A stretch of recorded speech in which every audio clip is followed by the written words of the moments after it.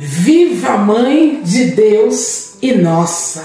Providencialmente, no próximo sábado, 11 de outubro, véspera de Nossa Senhora Aparecida, estamos de volta com o nosso Santo Rosário. Coloque o seu relógio para despertar, 4 horas da manhã, estaremos rezando o Rosário, festejando já com o coração imenso a nossa padroeira, a nossa querida Mãe Aparecida. Rezaremos o Rosário, pedindo uma graça especial, que ela interceda por cada um de nós brasileiros. Traga a sua intenção e com alegria rezaremos este Rosário aqui no nosso canal Irmãs Carmelitas Mensageiras do Espírito Santo. Deus te abençoe e até lá!